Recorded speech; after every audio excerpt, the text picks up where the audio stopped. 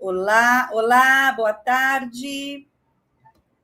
Olá, acho que Oi, Vilma, bom, como Oi, vai? querida, melhor agora, que bom que deu certo. Deu certo. Obrigada Gente, pelo convite.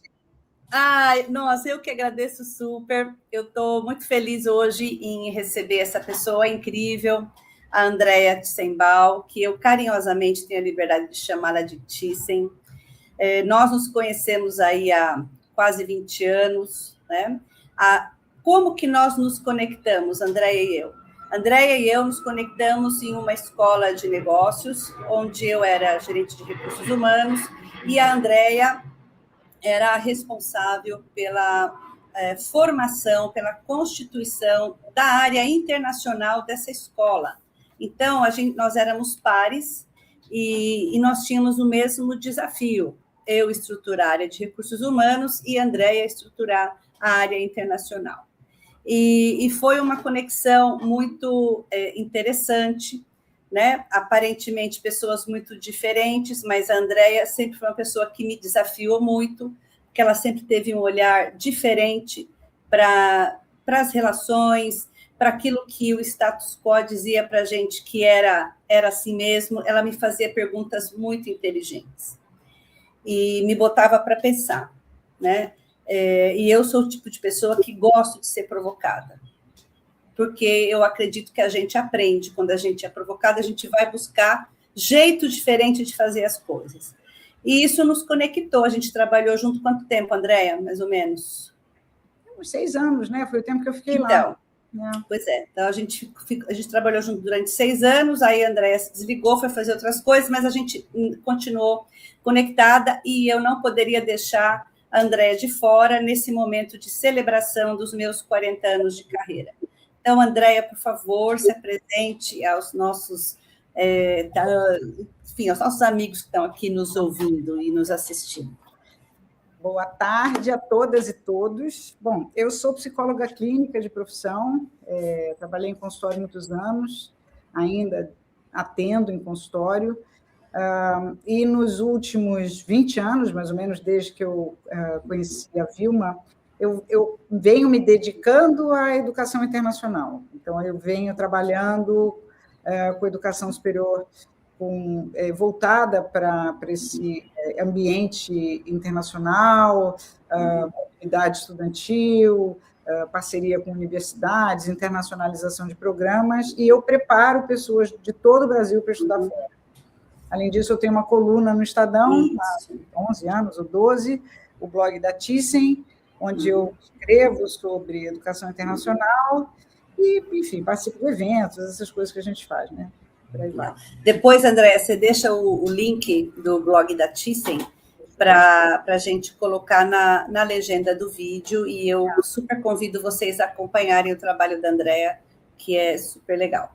Andréia, me conta, antes de tudo, né? Quem é você além do cargo? Um monte de coisa, viu? Eu sou uma pessoa que eu trabalho muito, mas a minha vida não é o trabalho. O trabalho complementa a minha vida. Então, eu sou uma mulher que gosta de viajar, que adora os amigos, que gosta de passear no Jardim Botânico, que precisa ver o mar com uma certa frequência. Eu sou alguém que gosta de ler, eu gosto de uma vida relativamente simples, mas ao mesmo tempo sofisticada. O trabalho é um complemento de vida. Às vezes o trabalho, eu tenho vontade de dizer assim, hoje eu não quero trabalhar, entendeu? Mas o trabalho, ele é um complemento. Ele é importantíssimo para mim, até porque meu trabalho, quem criou fui eu, né? Ele depende de mim para existir. Então, por isso que eu acho que eu sou muito mais do que o meu trabalho, porque eu tenho que trazer essa energia, esse equilíbrio para que ele aconteça. Então, como a gente empreende hoje...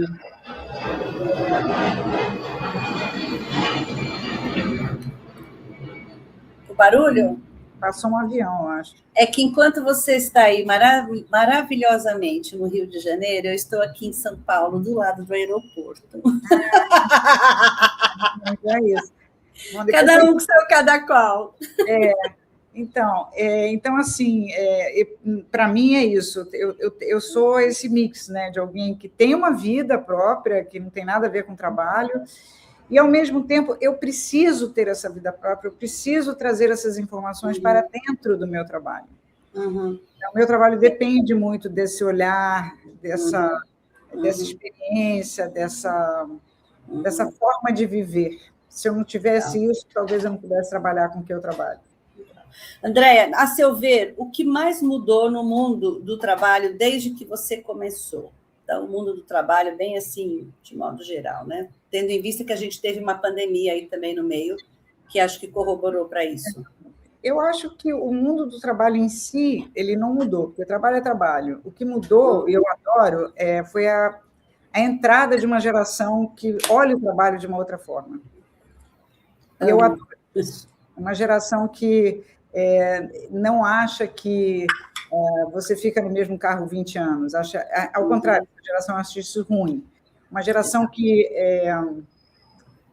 não recebe autoridade da mesma forma, que trabalha mais horizontalmente, que não é apegada do jeito que outras gerações foram, né? Então, acho que o que mudou no mundo do trabalho foram as pessoas e as relações. E vai mudar muito mais. Cada vez mais vai mudar. Sim. E você acha que vai mudar para onde? Eu não sei exatamente para onde vai mudar, mas eu acho que já está mudando. Acho que as relações, na maioria dos casos, são relações mais horizontais. Entendeu? Eu acho que aquele modelo de trabalho antigo, de chefia com a mão de ferro, isso hoje em dia é inaceitável, né? Então, assim, até porque existem questões que protegem contra isso, né? Sim, é verdade. Nesse sentido, eu acho que é isso. E a pandemia, de uma certa maneira, ajudou a gente a repensar um pouco, né? Não precisa ficar na empresa todo dia, não é produtivo estar numa empresa, não é produtivo fazer reunião 24/7, né? Você gasta muito tempo. Tem coisa que você pode fazer online, entendeu? Pode ficar em casa, às vezes, e trabalhar online, relaxar um pouco. Enfim. Sim. Eu acho que isso vai mudar ainda mais, com o tempo vai mudando.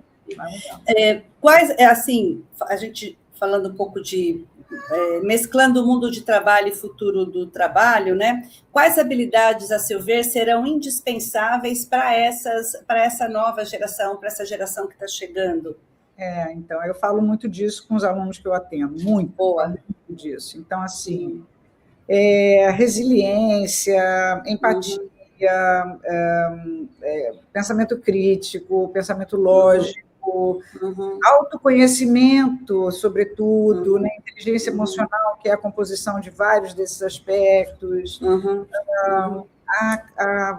um desejo de estar permanentemente aprendendo, né? O que a gente chama de lifelong learning, escuta, comunicação, com certeza. Aliás, é o maior problema em todos os lugares, né? A comunicação. Onde a falha acontece é lá. Então, assim, essas são habilidades que são soft skills, são fundamentais. Sim. Esse é o meu neto, eu sou avó de pet, esse é o culto. Eu estou gravando essa live hoje aqui de casa. Bacana. Sim, eu super concordo com isso e eu também vejo isso o tempo todo, né? Como você acha que a área de recursos humanos, os profissionais de recursos humanos podem se preparar para receber essa geração, para entrar em contato com essas mudanças? Como que você vê esse movimento?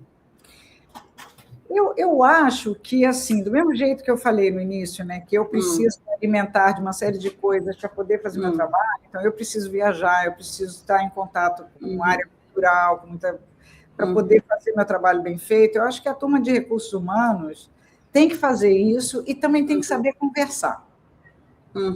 Não é conversar com o moleque, é conversar com aquele jovem que está sentado na sua frente, que tem um monte de coisas interessantes para te dizer. Né? E ter a capacidade de dizer para o menino, olha, eu sei muita coisa, mas eu não sei tudo. Como é que você vê essa situação? Entendeu? como que você faria? O que você faria diferente aqui? Qual é a sua proposta? Em vez de chegar com a resposta pronta, entendeu? Então, acho que a área de RH é uma área de intermediação, de conversa, e não de imposição. Né? Sim, muito bem. Muito bem. Gente, a Andréa é mãe de 2 homens maravilhosos, né? E aí eu queria que você trouxesse um pouco, Andréa, como é que foi para você conciliar a carreira e maternidade? Essa pergunta é puxada. Não foi fácil, né? Enquanto eu tive só o consultório, era mais tranquilo, porque eu podia fazer meus horários, enfim, era mais fácil, bem mais fácil. Mas quando eu voltei para trabalhar num ambiente corporativo, no qual eu tinha 15 anos, aí tudo se complicou muito. Na época, a gente tinha empregada que dormia, era mais fácil nesse sentido, né? De não ter que botar em creche e tudo mais. Mas, de qualquer forma, não era uma coisa fácil, porque a empresa ela não coloca a mulher num lugar muito confortável nesse sentido. É como se, assim, esconde a criança, entendeu? Faz de conta que a criança não existe. A criança está lá, é seu filho. E, assim, é duro, porque, às vezes, você precisa atender um filho. Às vezes, você tem que sair do trabalho, porque houve um acidente, você tem que levar o menino no hospital, e ninguém deveria questionar isso, né? Então, assim, eu tive 2 chefes que foram cães pano-manga na vida, né? Embora elas fossem mães também, eram mulheres muito críticas. Então, quando alguma situação acontecia meio fora da caixa, eu suava com elas, porque eu era julgada como pessoa. Isso é muito sério, é muito severo, entendeu? Então, assim, eu diria para você que eu me virei muito bem, não sei como é que eu fiz, até hoje, se você me perguntar como é que eu não sei responder essa pergunta, mas eu Só fiz. foi, né? Eu fui fazendo, entendeu? E é o que temos para hoje, né? Então, a gente vai se virando. Sim, sim. Como que você... o que foi mais desafiador? Eu ia falar como você conciliou. Enfim, não dá para descrever. Se me fizesse essa pergunta também, eu não sei responder. Simplesmente a gente vai, né? Mas, assim, a gente consegue identificar o que foi desafiador nessa trajetória, né? Então, por exemplo, no meu caso... para mim, o que era muito desafiador, e eu me sentia até culpada por isso, é que todas as vezes que eu precisava sair, eu tinha que justificar muito que eu tinha que sair. E a saída era porque a criança estava com febre, por conta de amidalite, por conta disso, por conta daquilo, e eu sempre tive rede de apoio, né? Eu tinha um staff para me apoiar. Não era ninguém da família, mas eu tinha um staff aí. Mas nem todo mundo tem esse staff, né? Então, eu tinha babá, eu tinha gente que me ajudava. Enfim. Então, para você, como que foi, o que foi mais desafiador nessa conciliação de carreira e maternidade? Eu tinha uma funcionária que me atendia, enfim, eu nunca, eu era muito organizada nesse lugar, né? Também não tinha família para me ajudar. Eu acho que o mais desafiador para mim era me sentir criticada como pessoa por ter que atender um filho. Entendeu? Eu acho que isso, para mim, caía muito mal, caía como uma coisa muito cruel. Você lembra de alguma situação, alguma experiência que você se deparou com esse... Porque, às vezes a gente está tão inserida no dilema que meio que assim, faz parte, é assim que é. Mas tem algumas situações que acontece e fala, olha, eu vivi tal coisa assim, tá? E às vezes a gente vive, eu também tive muitas chefes mulheres, né? E nem sempre eu tive aí eco nesse sentido, né? Mas você lembra de alguma situação que você viveu? Em particular, que não, enquanto você está falando, ela está muito clara. Era um desses eventos da empresa de você... para ser legal, né? Tipo almoço de domingo da empresa, que eu acho chatérrimo, mas enfim.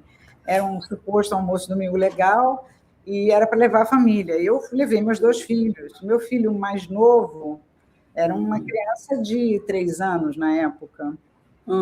Ele era muito alérgico. muito alérgico. E a gente estava num lugar que tinha mato, tinha e tal, e uma formiga picou o pé dele. Uau! E, de repente, eu ouço um grito estridente lá do outro lado, onde ele estava brincando comigo. Ele falou, é o Bruno. E aí eu saí correndo para atender, olhei para ele, e já olhando para ele, eu vi que esse pedaço aqui do rosto dele estava inchado, os olhos começaram a inchar. Eu peguei o menino, catei o menino, enfiei debaixo do braço, chamei o outro filho, chamei o Pedro, saí correndo, enfiei todo mundo no carro, não me despedi de ninguém, e fui direto para o hospital. No caminho, o Bruno foi inchando, foi uma loucura. Eu cheguei no hospital, aqui no Rio, no hospital infantil, e a moça falou assim, mais 5 minutos ia fechar a glote dele. Então, ele tomou uma injeção de adrenalina, ficamos em observação 12 horas, tudo isso para no dia seguinte eu ir trabalhar e ouvir de uma colega que a nossa chefe achou seu filho histérico ontem.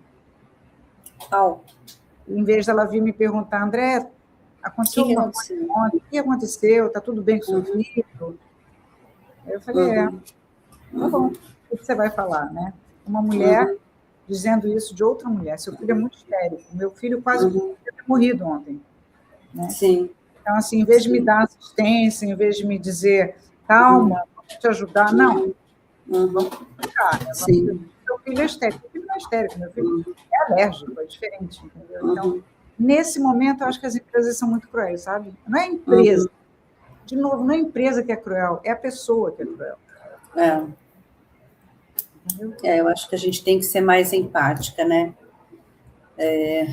Bom, falando ainda, aí esse assunto me conecta com outro tema que tem sido bastante presente, que é a questão da liderança feminina, né? Então, a seu ver, existe diferença entre liderança feminina e masculina? Porque, a meu ver, não é nem a meu ver, pela minha experiência, o líder homem, ele, por incrível que pareça, ele é mais gentil. 100%. Entendeu? Ele é mais gentil, por incrível que pareça. Ele não pariu, ele não engravidou e tal, mas eles são mais gentis. Na situação que eu contei, se fosse um homem, a primeira pergunta que teria sido no dia seguinte seria, André, está tudo bem com seu filho? Você precisa de alguma coisa? É isso. Uma mulher não faz isso. Sim. Conta, por que você acha que isso acontece? Então existe diferença, né? Então, por que você acha que isso acontece? O que você acha que a gente ainda tem que resgate que a gente, mulher, precisa fazer, primeiro com a gente mesmo, com as outras, com as gerações anteriores, enfim, o que a gente precisa fazer para sair disso? Eu acho que a mulher não precisa fazer de conta que ela é homem, entendeu? Ela tem que ser mulher só, entendeu? Baixar a bola e ser do gênero, e ser gentil, porque o gênero é gentil, e ser maternal, porque o gênero é maternal, e está tudo certo. E ser carinhosa, porque carinho é uma coisa boa, sem ser melosa, sem ser, entendeu? Ela não precisa fazer de conta que ser líder não quer dizer ser mandão, nem quer dizer enfiar o pé na porta, nem quer dizer ser centralizador. Ser líder é saber trabalhar com pessoas, saber apreciar as pessoas, é saber deixar as pessoas trazerem o que elas têm de melhor, entendeu? Sim. Então, quando uma pessoa quer fazer de conta que ela é alguma coisa que ela não é, aí ela fica autoritária, e aí é muito ruim. Muito ruim. Bem, você lembra, assim, de um desafio ou de uma situação hardcore que você tenha vivido no papel de liderança? Lembro. Eu nunca tive muito, eu só tive uma vez equipe na vida. Eu lembro que você brincava, não. Você vinha para mim arregar e dizia, não, é porque eu sou uma equipe. Eu sou uma equipe desde sempre, né? Mas houve um momento que eu tive uma equipe. E eu fui convidada para fazer um trabalho sem saber que o objetivo era reestruturar a equipe. E, para mim, foi muito duro ter que fazer isso, porque era a primeira vez que eu estava sendo liderança, eu tinha que reestruturar. Mandar a gente embora, reestruturar era demitir pessoas. Demitir muita gente. né? Então, assim, eu fiz o meu trabalho, eu aprendi muito, eu tive muito apoio. Eu tinha uma diretora de RH que era meu par na época, maravilhosa, maravilhosa, ela me ensinou muito, muito. E ela foi fazendo com que eu me tornasse uma liderança pela experiência, né? Ela foi me ajudando a ser líder. Então, mas foi bem difícil, não foi uma coisa fácil, não. E você já precisou endurecer para ser respeitada? Eu já, mas eu não gosto muito de fazer isso, não. Eu acho que não funciona. Eu sei que eu já fui, eu faço isso, mas eu acho que não funciona. O respeito não vem do tom de voz, o respeito vem de outros lugares. Então, eu já fiz, e não vou dizer para você que eu me arrependo, hoje eu não faço mais. Hoje a maturidade trouxe uma serenidade nesse sentido, né? Sim, e traz mesmo. Sim. A maturidade é uma bênção, como se a gente limpasse a lente dos óculos, né? A gente. Assim. Endurecer só assusta as pessoas e puxa as pessoas para longe de você, empurra as pessoas para longe. Sim. Hoje você trabalha bastante com a juventude, você comentou no início da conversa que você conversa bastante com os jovens, sim, né? Sim. Qual é a principal dica que você dá para eles sobre essas questões de liderança, de comunicação, porque você prepara esses jovens para uma experiência internacional, né? E a experiência internacional a pessoa sai totalmente da sua zona de conforto. Por mais que a pessoa se planeje para, eu vou para tal país, eu vou para tal escola, ela nunca sabe o que ela vai encontrar de fato, né? Então, como é que você trabalha? E fala um pouco desse trabalho como é que se prepara esse jovem, né? E quais são as principais dicas que você dá para eles, e já aproveitando para falar um pouco do trabalho que você faz. Então, esse é um trabalho de coaching, né? Tanto de coaching acadêmico quanto de coaching de pensar para onde você está indo, de se pensar na hora de escrever as redações e nas escolhas, né? E quando você está escolhendo as universidades, de entender quem você é para ver se aquele lugar é adequado ou não para você. Então, acho que assim, no processo, eles acabam aprendendo muito quem eles são, né? De fato. E eu sou bastante franca com eles. Eu acho que eu não gosto de passar a mão na cabeça. Eu acho muito desrespeitoso fazer isso. Então, eu acho muito desrespeitoso estar com um aluno que não vai conseguir, provavelmente, não vai conseguir entrar numa universidade top 5 e dizer, não, vamos fazer assim, vai dar tudo certo. Isso é desrespeitoso. Eu prefiro falar para o aluno, olha, em vez de a gente olhar para cá, vamos olhar para cá, olha quanta coisa tem aqui. Olha quanto você pode ganhar fazendo isso. Olha as suas características, vê se isso vai te ajudar ou não vai. E o que aquele menino ou menina precisa avisar. Agora, sim, se o conselho fosse bom, a gente vendia, né? Então, dar conselho para um jovem, a gente já foi jovem, né, Vilmar? Então, detestávamos. Eles ouvem, mas assim, eles vão se lembrar de você daqui a 10 anos, né? Exato. Alguém me falou isso, tal, não sei o quê. Então, eu procuro só dizer como é. E já do tempo que eu trabalhava em universidade, eu aprendi uma vez com um aluno que foi assim, não traz a receita do bolo.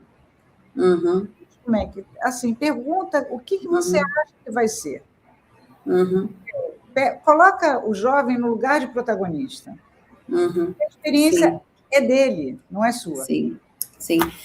Trazendo isso para um pouco para o lado de RH, como é que a gente pode adaptar isso a dicas para os jovens profissionais de RH que estão começando agora? Porque nesse momento que eu estou vivendo, que eu olho para trás e estou assim, puxa, estou fazendo 40 anos, desses 40 anos, a maioria foi na área de recursos humanos, e mesmo hoje ainda não estando diretamente ligada à área de recursos humanos, mas eu trabalho desenvolvendo pessoas, aconselhando pessoas. Então, gente né? E eu também lido muito com a moçada.